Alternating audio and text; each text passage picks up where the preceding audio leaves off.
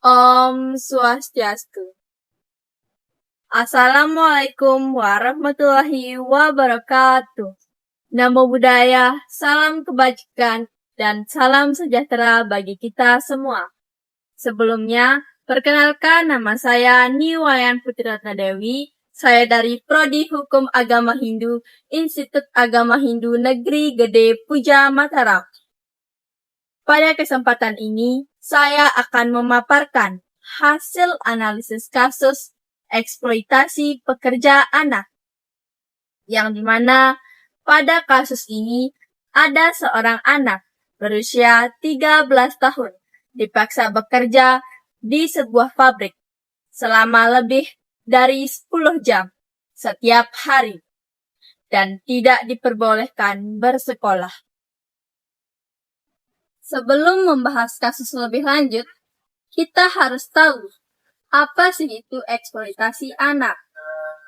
Menurut Kamus Besar Bahasa Indonesia, eksploitasi adalah memanfaatkan untuk keuntungan sendiri, pengisapan, pemerasan atas diri orang lain, yang merupakan tindakan yang tidak terpuji. Tindakan eksploitasi anak tidak termasuk dalam hak asasi manusia, melainkan merupakan bentuk pelanggaran hak asasi manusia berat yang merampas hak-hak dasar anak untuk tumbuh, berkembang, dan mendapatkan perlindungan.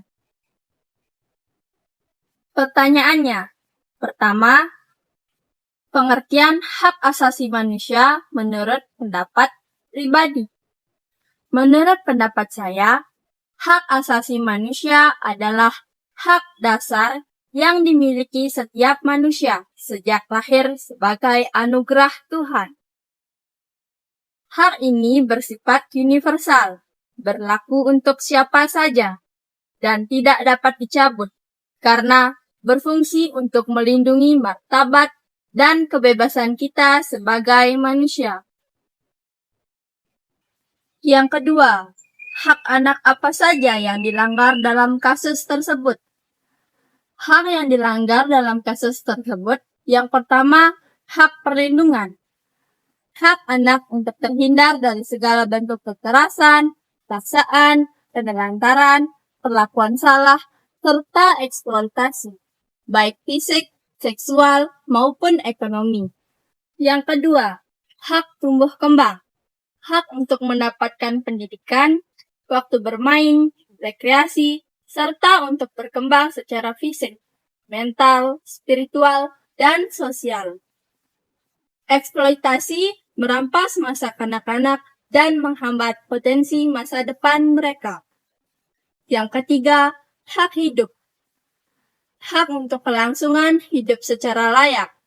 Dalam kasus eksploitasi ekstrim, keselamatan, kesehatan, dan nyawa anak kerap terancam. Yang keempat, hak partisipasi. Hak untuk menyatakan pendapat dan didengarkan suaranya. Korban eksploitasi biasanya dibungkam dan dipaksa menuruti kehendak pelaku. Yang ketiga, mengapa anak perlu mendapatkan perlindungan khusus? Adapun anak wajib mendapatkan perlindungan khusus, yaitu berdasar Undang-Undang Dasar 1945, Pasal 22B, Ayat 2, menyatakan setiap anak berhak atas kelangsungan hidup, tumbuh, berkembang, serta berhak atas perlindungan dari kekerasan dan diskriminasi. Keempat, bagaimana hukum Indonesia melindungi hak anak? Melakukan eksploitasi terhadap anak terdapat dalam pasal 76I Undang-Undang Nomor 35 Tahun 2014, yaitu setiap orang dilarang menempatkan, membiarkan melakukan, menyuruh melakukan, atau turut serta melakukan eksploitasi secara ekonomi, dan atau seksual terhadap anak. Sanksi bagi pelaku eksploitasi terhadap anak diatur dalam pasal 88 Undang-Undang Nomor 35 Tahun 2014 tentang perubahan atas Undang-Undang Nomor 23 Tahun 2002 tentang perlindungan anak, yaitu setiap orang yang melanggar ketentuan sebagaimana yang dimaksud dalam pasal 76I dipidana dengan pidana paling lama 10 tahun dan atau denda paling banyak 200 juta rupiah. Yang kelima, apa dampak eksploitasi anak terhadap masa depan bangsa?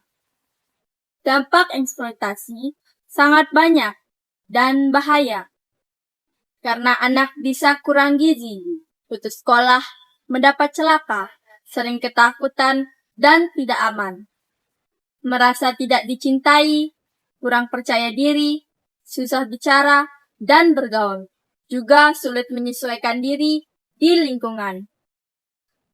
Eksploitasi anak bisa membuat anak tidak punya waktu untuk bermain karena harus bekerja, terpisah dari orang tua, atau tidak punya cita-cita. Anak yang dilacurkan bisa saja terkena penyakit menular seksual. Terkadang, anak juga bisa meniru tindakan penelantaran dan eksploitasi anak di kemudian hari.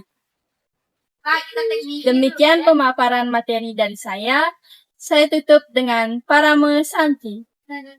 Om Santi Santi Santi Om. Wassalamualaikum warahmatullahi wabarakatuh. Namo Buddhaya, Shalom, dan salam kebajikan.